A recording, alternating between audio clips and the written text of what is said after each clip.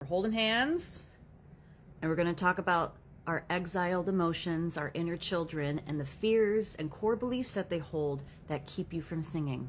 If you grew up in a narcissistic, abusive household, you might have the fear of being disbelieved when you use your voice. There's a core belief in there that no one will listen to my music and no one will listen to what I have to say. That means in our adult life, we'll have protective parts that will either overcompensate and sing loudly to make sure that we are heard, or will decompensate, that will take up less space, take up less vocal space in the body in order to avoid drawing attention to oneself. And both of these protector parts can strain and limit your vocal expression.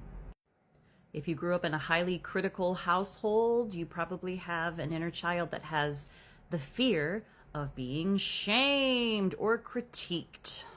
This inner child is always waiting for the next harsh critique, the next thing about their voice that needs to be fixed. That can start to enlist protective parts that will over practice, that will lose their sense of joy in the process because it is all about making sure that that inner child is never perceived as being wrong or having a bad voice. If you grew up in a physically abusive household, you might have inner children that have this fear, understandable fear, of not having enough effective protection. In singing, the first thing that we need is a felt sense of safety to be able to even begin opening up our mouth and sharing our voice. So when we don't feel safe in our own body to make sound, we are going to experience breathlessness, not being connected to a root, feeling like we are in a state of sheer survival.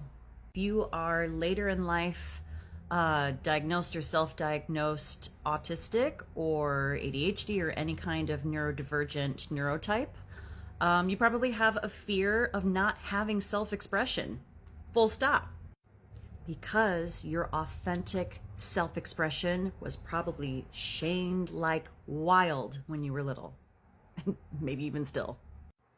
This shows up as hesitation and anxiety when we start to share our real voice as we sing. The biggest white supremacist capitalist fear that is driven into people is the fear of being rejected by society.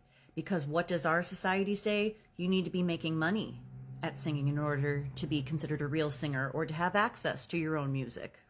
This diminishes our inherent sense of worth and creativity. Our inner children can have a fear of being hurt again, especially if you experienced some type of abuse in a creative, musical, institutional situation. There's a lot of unchecked, rampant abuse that goes on in music institutions. This leads us in the future to viewing teachers, collaborators, people through the lens of fear, thinking that if we show up as our true selves, our authentic selves, we will be hurt again in that musical collaborative process. And what this ends up doing is severely stifling your creative risk-taking. And for my complex trauma BBs, the biggest one we see over and over again within ourselves, the fear of being abandoned. Two ways this shows up: we can either become intensely boundaried, not letting anything move through, or we have no boundaries and we want to connect to people in all kinds of ways, and we can end up having unhealthy musical collaborative partners because we're so scared of being left. You might agree to musical projects or things that don't align with your values because you have a fear of being left alone to your own musical devices. The thing that I think is so heartbreaking about all of these exiled inner children's core beliefs is that your voice is the medicine. You getting to be with the sound of you is what is going to help resurrect these exiles and bring them back into their full expression in your body. But that is going to take compassion.